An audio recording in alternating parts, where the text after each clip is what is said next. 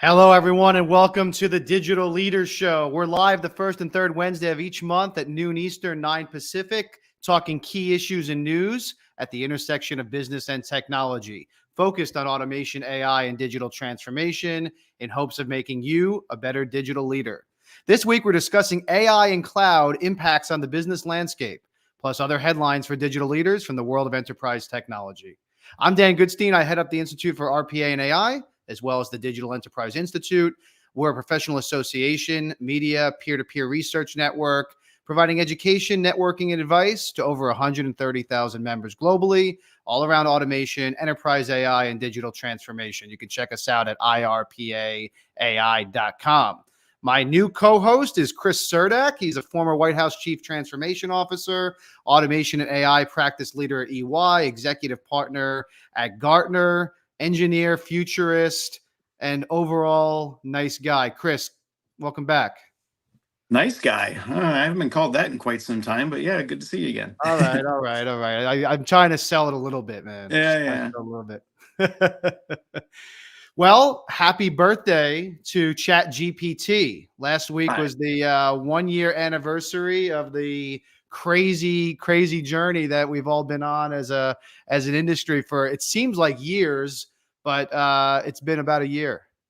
Yeah, you talk about aging in dog years. It's kind of like aging in, I don't know, fly years. What house flies live like 7 days or something like that.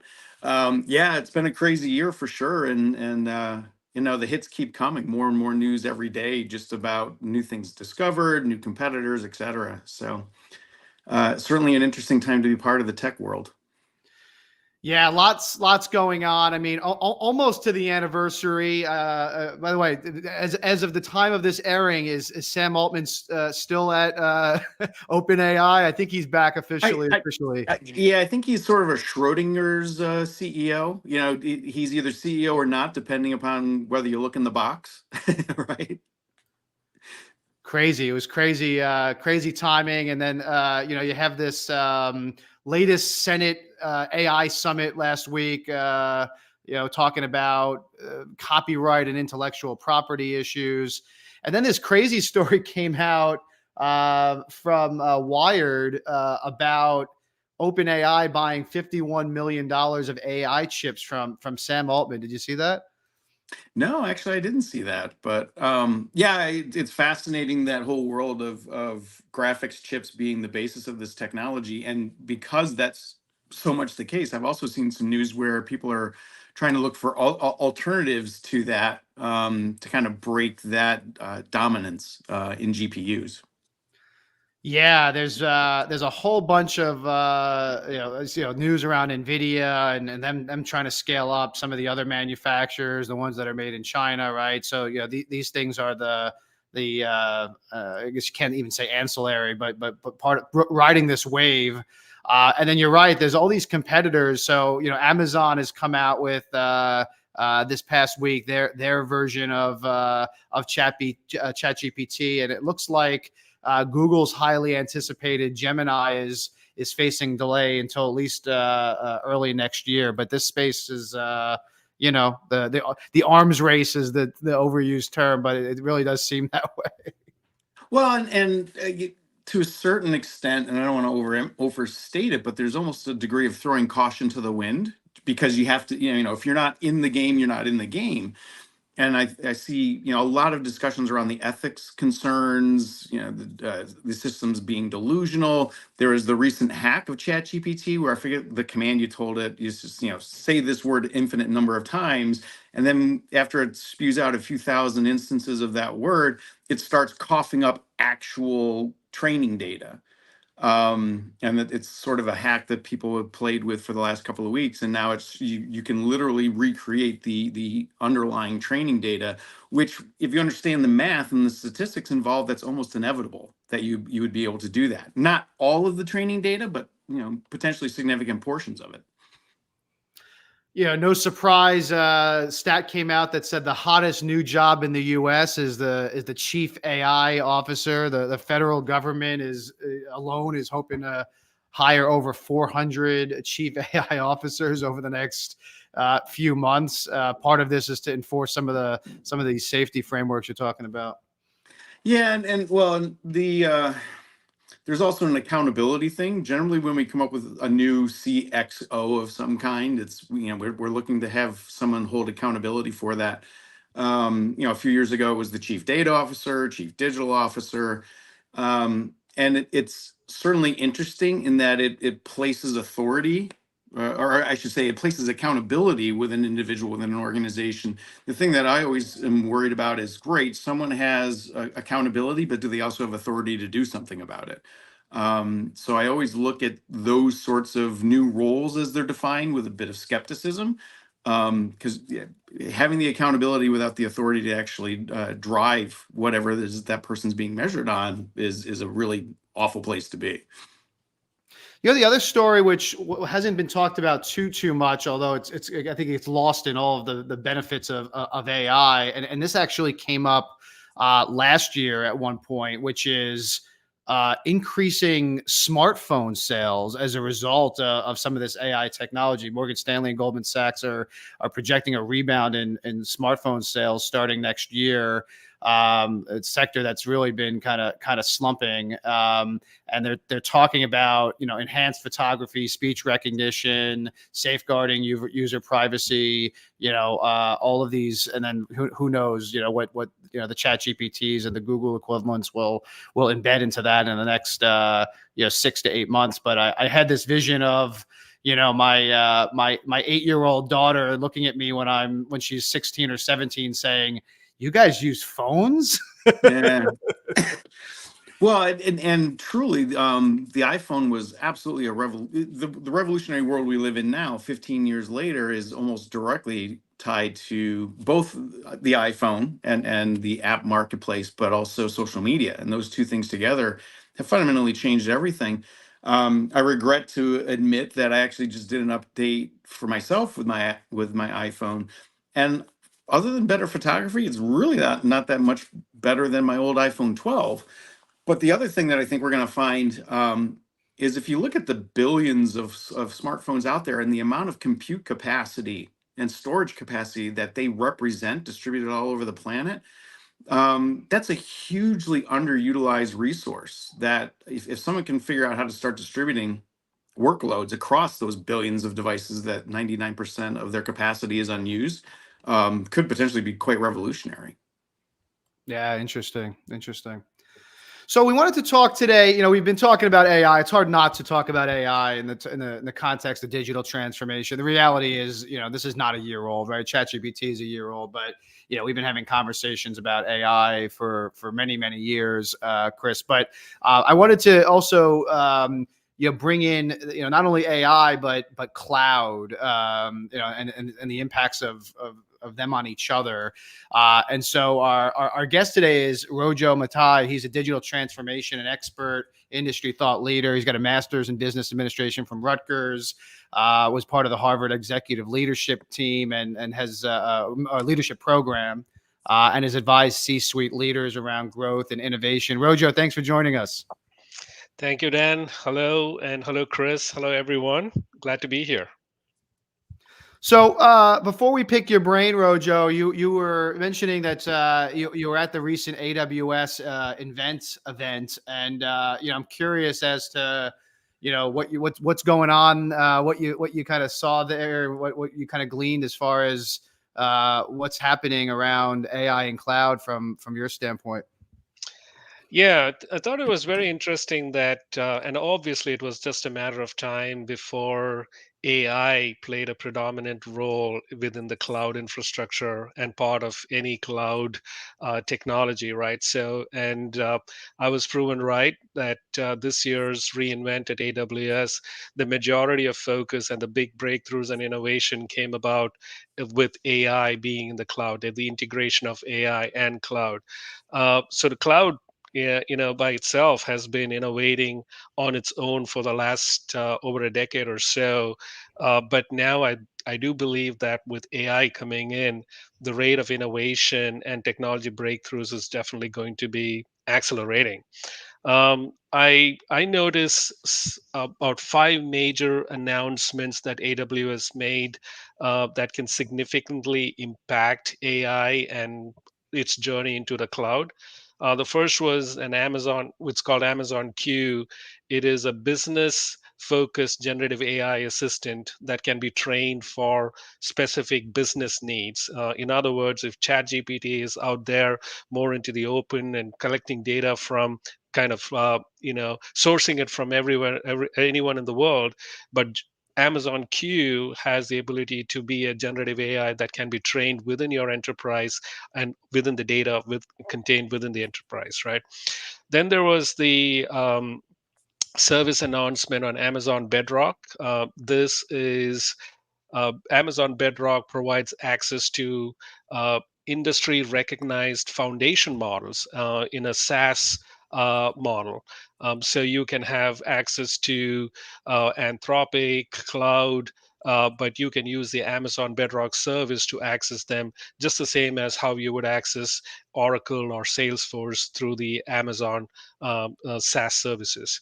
There was the Amazon SageMaker announcement, which is SageMaker traditionally has been about training machine language models, but now you could actually use the capability of AI on training the machine language models. So, about three announcements related to services, and there were two, I would say just one maybe, but two different hardware announcements.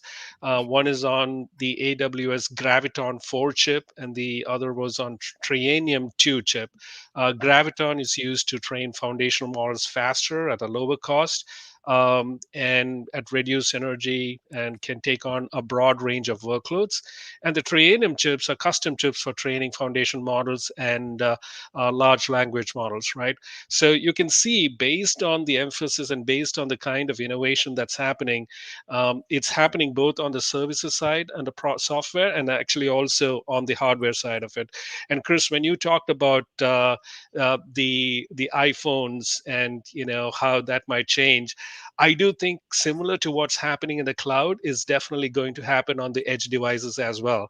That it might first start with actual software, but pretty soon perhaps the mobile devices or mobile chips on the phones would actually be AI powered as well and can do AI computations as well. So it's an interesting space to watch. I had the former head of Alexa privacy on the show a few months ago, and we talked, about compliance and regulatory issues and all of those things, Rojo. But I told him, half joking, but half serious, that I was really, of all the things I love about Amazon, I was always very disappointed with Alexa and not really being that assistant that it was supposed to become. And now you've seen the divestiture of a lot of that innovation. Did you see anything? We just mentioned the announcement around their AI chatbot for work. Did you see anything specific around that? Not anything that really was kind of earth shattering at all, and I think part of that may be because Amazon takes a fail fast approach to anything. They started off with Alexa, innovated a lot with it, but along the way they learned a lot about creating multimodal data sets. Now I think that's being leveraged into their generative AI and creating their multimodal foundation models, right? So I think I don't even know if I was actually also on the side following any new hardware upgrades on Alexa, and I don't think there's anything innovative coming in that space yet. So my guess is that they are probably limiting the technology innovation on the Alexa side, but perhaps now is thinking in terms of changing everything to be more generative AI, so making it more conversational in speech and interactive as opposed to what it was used before. So I'm just waiting for that space to open up. If I may, that reminds me of I'm not sure of the exact quote, but Jeff Bezos has been quoted as saying, "Don't focus on what's going to change in the next 5 years. Focus on what's not going to change in the next 5 years." And I wonder to what extent that might feed into that strategy around Alexa. What do you think? Yeah, and I think you're right, Chris. I guess that's really how they roll with these things, is that they just they're quickly.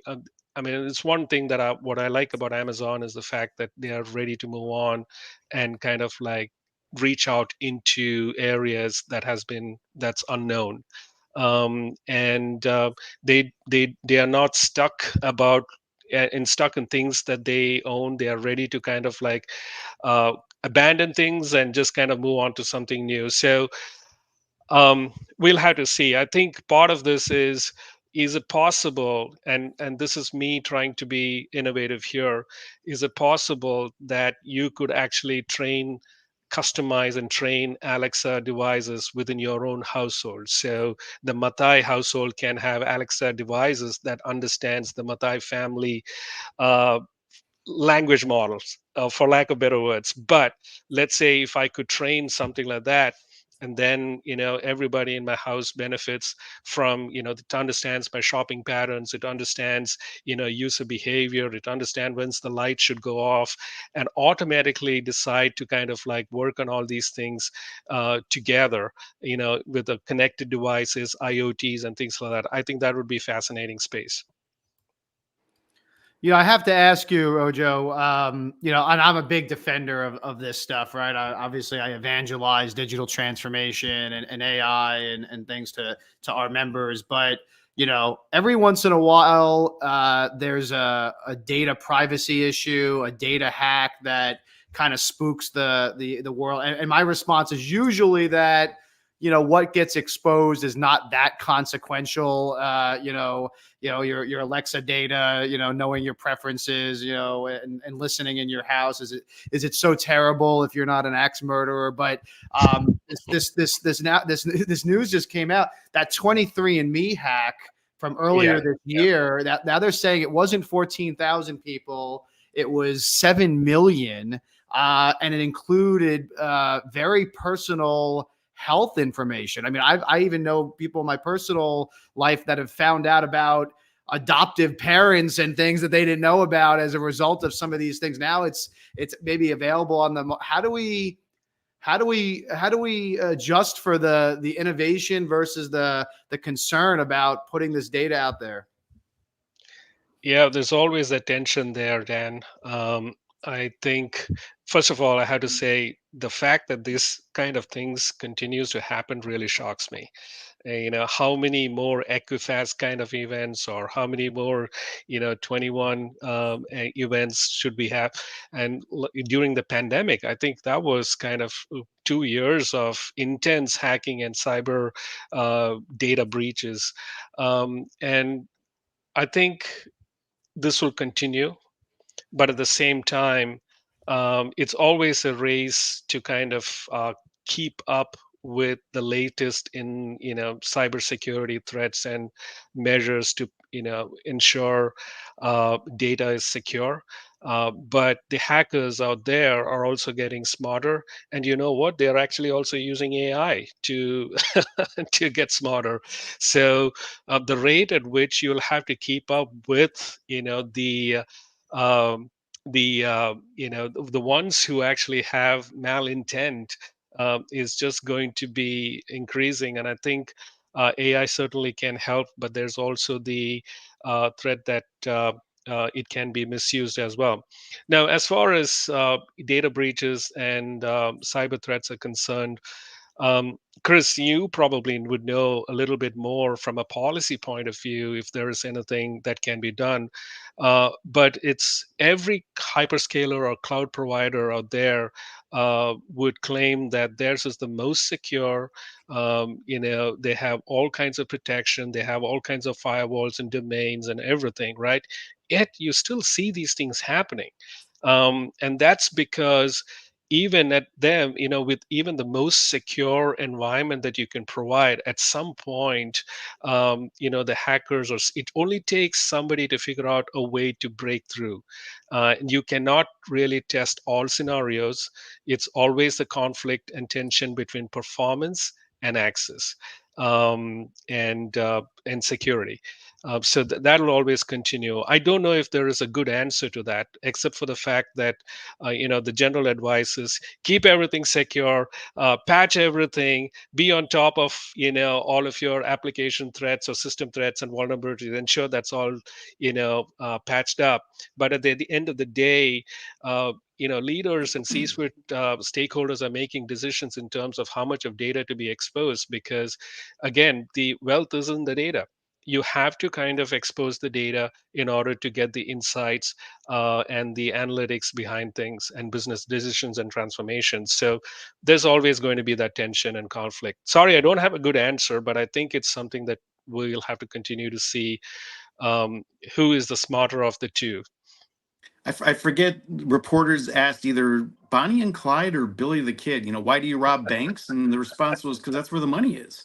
And so, Exactly. Yeah. why do you hack a cloud provider? Because that's where the data is, and it's very, very valuable. The cloud providers are absolutely correct in saying, look, we have some of the best security, technology, processes, and people available. But by the same token, as soon as they do get penetrated, and those sorts of attacks are inevitable, there's a lot more gold at the end of that rainbow for the hackers. So that's where they're going to focus their time and attention. What do you Sure. advise, Chris, on the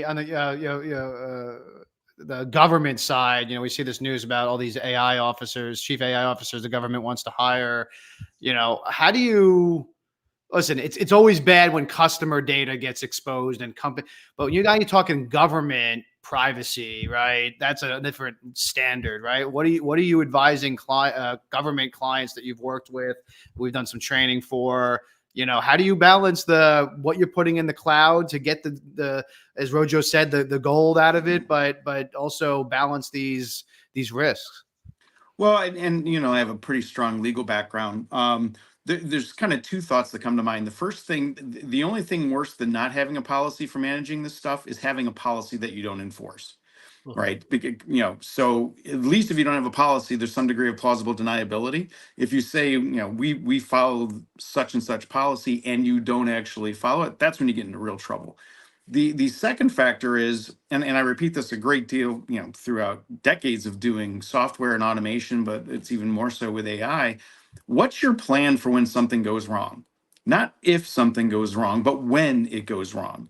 And what's your fallback? How are you going to restore your business? The thing I often say to any organization that's contemplating using AI in particular is, assume your provider disappears for 3 days. How do you recover? And is it even recoverable? So having those sorts of backup plans and so forth is a key piece of operating with these technologies effectively, particularly the more you're dependent upon it. Rojo, what's your back kind of to the main topic at hand, right? What's your perception of this kind of intersection of AI and cloud in the context of digital transformation, and what are you seeing happening now and in the next year or so with how quickly this is evolving? Yeah, I think first of all, I see huge benefits on the customer experience side for the end user, because that's really what it all comes down to. A couple of use cases that I can think of is, let's say, with the Amazon Q, which is the new type of generative AI assistant for work. First of all, with the fact that it can be tailored to your business, it reduces the amount of time it takes to generate data and insights and custom reports, and it can actually work at a level based on your role. So a chief marketing officer might want a particular data or insight and report, which previously used to lie within the domain of smart BI tools and actually smart business analysts who can write the appropriate queries. But now it's so much conversational. You can just kind of ask a question, and the generative AI tool would do this for you. Amazon Q, in theory, would actually bring out the right information for you. And so if you're a marketing officer, you get the level of data and report that you need. If you are a salesperson, you can, depending on the access of data that you have, you can get the the kind of reports that you want. So I think that's huge in terms of what how much efficient and productive things can be. You're not dependent on queries and BI tools, but you can do things yourself. I think the other, on the customer side of things, I see a huge benefit for call centers and contact center agents. Imagine a situation where generative AI is listening to the call conversation between the agent and the customer, and before even the customer can type it in, but based on the conversation, Amazon Q or generative AI is able to pull data and information and present it to the agent so that the agent can present that information or address the customer issue. So I think there's a lot more of personal interaction like features that are going to come in for the customers. Now I can just think that on one hand, while you have improved the quality and productivity at the call centers, but on the other hand, you can actually deploy these things on your apps and products. So instead of the regular chatbots that give you kind of the stock answers or the canned answers that come up now, you can actually have generative AI actually querying the data sets of customer issues or FAQs and kind of giving you answers that are more tailored to what you're looking for, thereby preventing a call to the call agent. So, think about how powerful that is going to be, the ability to personalize it, the ability to train it on the data that you have, and actually help automate certain tasks and queues. And by the way, that's also another feature of Amazon Q. We in the intelligent automation world can actually create workflows based on data and create decisions. Amazon Q, the generative AI bot, can now do it for you based on what it understands to be decisions that needs to be taken in real time. And so that's really powerful. um, the the other thing that I can talk about is the fact that we have this um, uh, Bedrock, Amazon Bedrock service, which I mentioned earlier, is a SaaS solution kind of service that gives you access to industry-leading AI foundation models, whether it's Anthropic or Meta or Stability AI. Um, you could actually, the exposure to some of these things were only at a user from the user end, let's say for a paid subscriber, right? But now through the SaaS service that Amazon provides, you are able to actually access these and bring it into your enterprise. So for businesses, you could actually use, let's say you are a stock photography company, you could use Stable Diffusion, which right now, you know, you can still subscribe to, but you can actually use it based, through the cloud, through the AWS infrastructure, and create your own foundation model or generative AI within your own enterprise for internal purposes. So I think that's huge in terms of what businesses can do, especially being able to access some of the industry leading generative AI service providers, right? The SageMaker service, which actually I think is another great innovation out there. Uh, Previously, you could train machine data. You could actually deploy machine learning models quickly. Um, but now with generative AI, you can run machine learning models for almost any use case, whether it's for business purposes, technology experiment, or academic projects, whatever it is, right? And I think one of the examples that they talked about here was how easy it is to personalize customer journeys. Now think about it, right? You actually create, data models using machine language or based on certain data sets that you have. But still, at the end of the day, it used to be that you had to actually make sense of what the model was spitting out. But now, with the generative AI on top of the machine language model, it can actually create those insights for you automatically without you actually having to specify um, what exactly you need. And I think something that we have not touched about, a while back I actually spoke at a conference, and I said one of the things that oh, yeah, actually, it was our the last webinar that I was part of. Um, it was with IBM on the Watson Studio. Um, I said that the future actually belongs to foundation models. Every foundation model, because foundation models are very specific. So you have a financial service foundation model, you have a healthcare foundation model, you have a gene sequencing foundation model, whatever it looks like. Um, the future actually belongs to the foundation models that are truly trustworthy and all encompassive and all enriched with the right amount of data that will make your AI interaction better and give you better insights and better outcomes, right? So I think now with all of these things that are happening, with especially with the SageMaker, with the machine learning language models, what's with coming up with Bedrock, being able to access, good AI generative tools, or with Amazon Q, training your own generative AI. All of this really leads to a point where businesses and enterprises can create foundation models that are very specific and custom to the way they operate. So, in other words, I think the ability to innovate and create IPs out of that is pretty huge.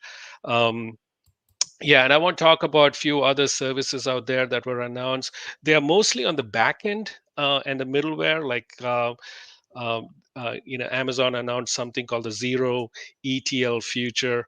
And Chris, you might know this, and the ETLs are one of the most difficult things to deal with, especially working with different data sources. And I've been on ETL projects that have gone on for at least more than a year, just because it was difficult to pull all the data, bring it in one place, and extract, transform, and then kind of put it in a sense that it makes sense for everyone. But a zero ETL future just means that you let the system do the work for you and then make sense out of it without actually having to go through the gymnastics and the mechanics of actually making that data worthy for your consumption. So that load or burden is taken away. Um, I, then I, I, sh- I should give you a trigger warning because I'm passionately opposed to ETL. I think it's the dumbest thing we've ever done. And so making that yeah, go away, I think is an astonishingly good step in the right direction. yeah, no, but you had no other choice, right? Because if you had to bring it into a common place like a data warehouse and then try to run reports and intelligence out of that, it had to be done. I think this is going to be huge with many of the legacy mainframe environment companies, right? Like, because I think that's where a lot of data that's still there has to be maintained. And by the way, on the mainframe side of things, things are really getting advanced. Those things are not going to go away anytime soon. 2 decades ago, I thought mainframes are just going to die, but now with all of these technology innovations around, you can now how companies like IBM are coming up with uh, almost no code system access to mainframes. You just drag and drop and create your desired mainframe reports, right? So it's amazing to see the innovations that's happening. And plus, on the other hand, the hardwares that are powering this mainframes are getting more and more powerful. So it's not going to go away anytime soon. But my point is there point is that some of those legacy institutional data that still has to up until now had to be extracted using specific tools, transformed, and then put in a place where everything can be consumed. I think that's really going away, and that's very, very, and that's an interesting space to watch, because you can now actually have access to some of those institutional data that's going back decades, and see what new information and insights AI can provide on top of what you already have. So, very interesting, announcements, and particularly seeing at how AI is going to be very much a part of the cloud conversations, cloud migrations, cloud transformation. I remember doing cloud migration projects. Several years ago. You still had to kind of think of the standard ways of moving things to the cloud, right? You refactor, you do lift and shifts, you actually what do you say, sunset and then create new capabilities on the cloud. But with all of these new capabilities and services, it just seems like you just have to figure out the integration, and from there you can actually derive everything over into a new set of environments that's pretty modern, pretty agile, serverless, and can immediately scale. um, and so that's really huge. I think I'm actually stoked by one thing that Amazon said, that they are willing to invest in. They said by 2025, they're going to train almost about 2 million people in what they call the AI ready commitment. And that is indicative of something, and that is that there is not enough talent out there to compete in the AI workspace. So companies are figuring this out, and they're doing their part to invest and train, so that they can get quality prompt engineers, to begin with, or people who understand AI. So I think that was a good trend. I think maybe a lot of other companies would also follow suit. And I was seeing that Google actually made some of their highly sought after generative AI courses all free for people to just go and take. So that's something that I plan to do during the holidays. But it's telling that there is a talent shortage in the AI space. Well, and in fact, it's a shortage that's likely to get more, even worse over time. Even as we're accelerating the number of people that are getting exposed to the necessary knowledge, the demand is far outstripping that. Yeah, that's true. That's true. Rojo, I'm curious. You alluded to some of the legacy and the mainframes, and Chris, I know you have some experience with this as well. We've talked so much about the AI advancements, which you can't even keep up with. But what about cloud advancement? Like, what has to happen, in the world of cloud to keep this AI trend accelerating, and maybe even address some of the security issues we talked about? Yeah, I think my 2 cents on this is, and this is personal, my personal observations of what's happening in the cloud landscape.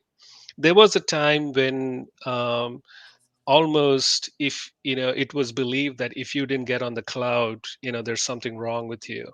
And you know part of the pitch then was that you can actually lower your infrastructure and data center costs massively by moving to the cloud.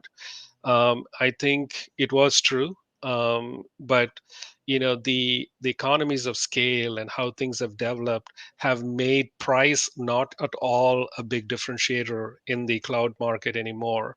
Um, and so I sense that now companies are actually beginning to value having some of the infrastructure by themselves, at least the critical components of it by themselves, as opposed to migrating everything over to the cloud. That might actually also answer some of the security concerns, on top of what is generally available to everyone from a security posture. um, I think you could manage to have tighter controls, tighter governance frameworks around security about data that you manage within your own controls and in-house. Now, that's not to say that a lot, if things are in the cloud, it cannot be managed, but I think it requires a level of specialization, for the companies to invest in, to ensure that everything, and somebody, the chief security officer, should be part of the conversation, along with sitting with at the table along with the chief innovation officer or chief digital officer. And I think it's happening, but I don't think it necessarily is happening in a very formalized way. So to answer your question, uh, I see a slowing down of companies recognizing that not everything needs to be on the cloud, but then also recognizing that they can control much of the data than actually putting things out on the cloud. Now, there's always going, as I alluded earlier, there's always going to be that tension of innovation, because and innovation and security. What the cloud does provide is the ability to rapidly innovate, and that it has to be balanced. There's no doubt about it. With on-prem infrastructure, you can innovate only to the extent of what capacity you have, but on the cloud you have not just the ability to scale infinitely, but also the ability to access various tools and technologies to innovate faster. So there's always that balance.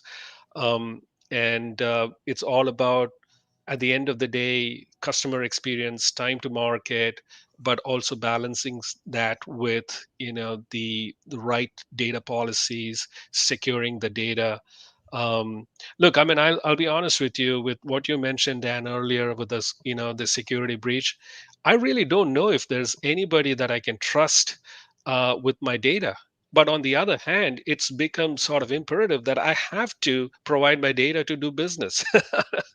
you know, I cannot Yeah. get a checkbook ordered. Everything has to be online. So it's become, we are living in a world, you don't have much choice left, but you have to live with it and trust that people, the guardians of your data and the infrastructure and technology, are doing the right jobs.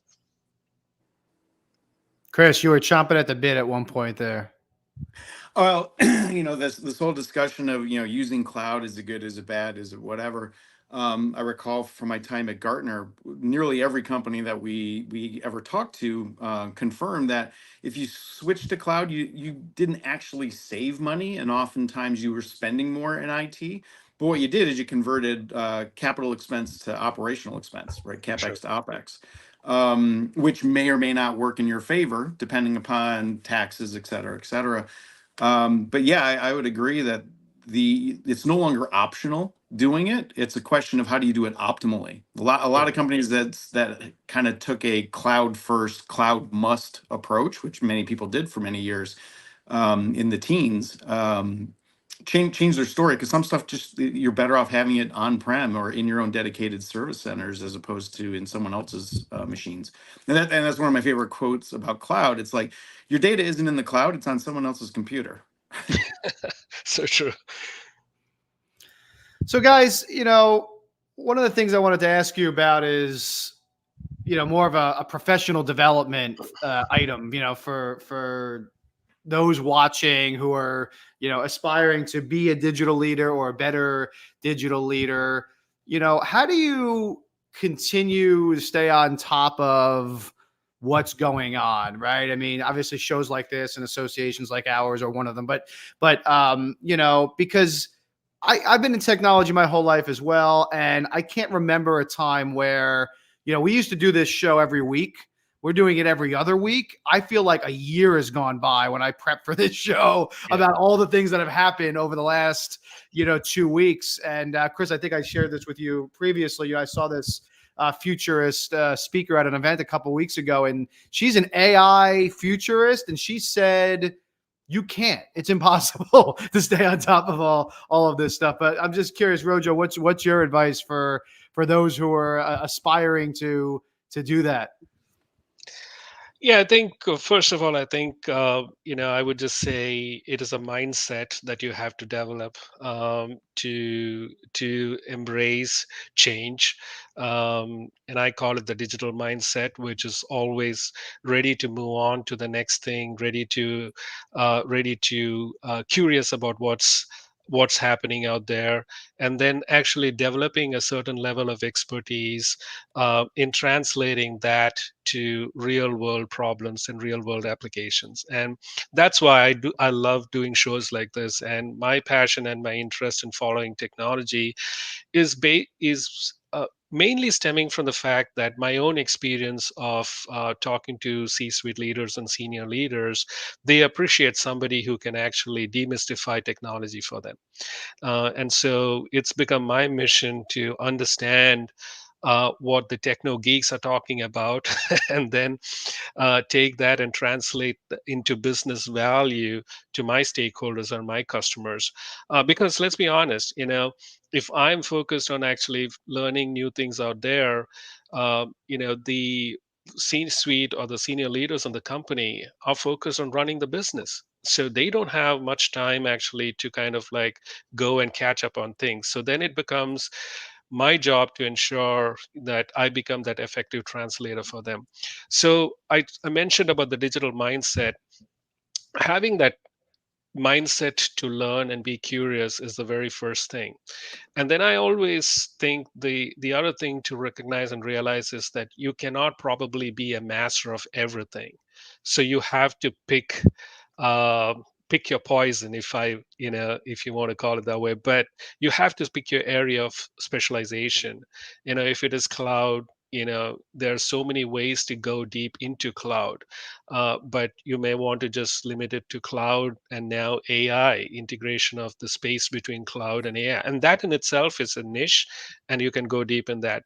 I try to be, because of the role that I play in being more as an advisor, I try to play a more broad take a more broad view of things, and I keep up in touch with technology. But the most important thing that I take away from all of these things is like, how does it translate to solving business problems? At the end of the day, it's the customer that we serve, and how can I help my stakeholders innovate and become better and operate their business better and serve the customers better?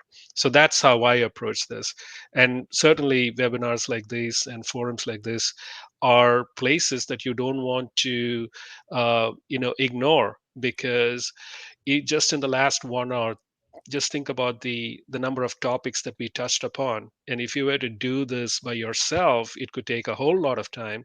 But if you just spend your 1 hour to learn and to hear other thought leaders and industry experts speak, I think that's an accelerated way of learning as well. So my last question is just, I'm a big fan of kind of trying to figure out the future of work, and what an organization could look like or should look like, multiple years out. So, what's your sense? You've worked for small businesses as well as very complicated large enterprises. All this stuff considered, what do you think? What do you think the org chart looks like in a couple of years? Hmm. I mean, that's really this is kind of this is the domain of science fiction, I would say. You can imagine what it would look like, but nobody can really tell what exactly it's going to turn out to be. I think definitely, the future in organizations belong to people who know how to leverage AI and data and automation, and the next gen technologies, quicker and faster. So that's definitely something that you can change in the way organizations would work. But in terms of digital workplace, I think there is definitely a case to be made for improving productivity by cloning a digital, I would say, a digital clone of yourself. So you know, your time and your efforts are spent on more useful intellectual capabilities, as opposed to doing the mundane things, which can actually be automated or given to an AI agent to do it for you. So certainly, I think you see I think there will be a future of doing more with less, but in a good way. It's not about losing jobs or things like that, but in a good way, you're innovating and you're taking time to do better things than what you're currently doing. Um, I do think that what Chris mentioned earlier about the chief AI officer, in the government, that could probably be a reality too in enterprises, in businesses. There would be a chief AI officer, and that role is very well justified, because what currently is missing in the AI domain is proper checks and balances, and I would say the ethical use of AI. There's still not something concrete in terms of a policy that everybody has agreed to. So somebody who can create a framework around it. I think in principle everybody agrees that things have to be governed appropriately, but I don't think anybody out there has really come up with something tangible. So it's left up to the companies and the organizations to come up with something that can be implemented and measured. Great. Rojo, thank you so much for joining us. We'll have you back soon for sure. Thank you. I enjoyed this time together. Thanks very Same, much. same. So Chris, interesting stuff. And I just read this article. I just pulled up this article that ChatGPT was the top read article on Wikipedia for 2023. And someone is saying on LinkedIn that there's never been a technology that's topped this list in recent history. So that tells you something about how pervasive this is, yeah. Well, yeah, but I wonder how many of those hits at Wikipedia were from bots, potentially from There you ChatGPT go. itself. It was right? ChatGPT doing that, right? Yeah, it's it's the greatest narcissist that's ever been created. So it might be just following itself. No, for sure. And I think the conversation we just had, how do you govern this stuff, and what's the role of a CAIO if you get one? Without question, our technology and our adoption of technology keeps accelerating. The thing that doesn't change is us, right? So someone might say, what's the good qualification for a chief AI officer? Certainly understanding matrix math would be good, but I want someone that also knows philosophy and psychology, because the challenge is not really in the technology, it's in how we as people in our organizations adopt it, use it, adapt to it, etc. That to me has always been the challenge, and it's getting more so. Yeah. Well, it's always been organizational change management, right? But this is, I mean, it's interesting. Cloud and AI are probably the two areas where the technology forced the hand of people, internally, change is going to happen regardless of whether you allow it to happen or not. But now it's just at an extremely accelerated pace. Well, and you and I saw this for the last nearly decade with the RPA space, right? I mean, you go through a selection process. Which technology am I going to use? It takes you 9 months to pick your favorite tool, and every year a new tool is supposedly the market leader. So, I mean, it's our business processes have to accelerate to match the pace of change that we're seeing in the technology. Yeah. Well, for anybody watching, I offer this up every week. We're offering free coaching sessions and industry briefings on a variety of automation and AI use cases. If that would be helpful to you, it's something we do complimentary as an association. Go to network.irpaai.com to schedule that. Chris also runs our training program. So if you'd benefit from in-person or virtual training around any of these topics, intelligent automation, data analytics, digital transformation, definitely let us know. Chris, we're back in 2 weeks, December 20th. We're going to have one of the leaders over at IBM tell us what's on his mind for 2024 and wrap up the year. I can't believe I'm saying that, but that's the agenda. Hard to believe. Happy birthday, ChatGPT. There you go. So we'll see you in 2 weeks. In the meantime, have a great week, everybody. Chris, thanks, buddy. Yep. Take care.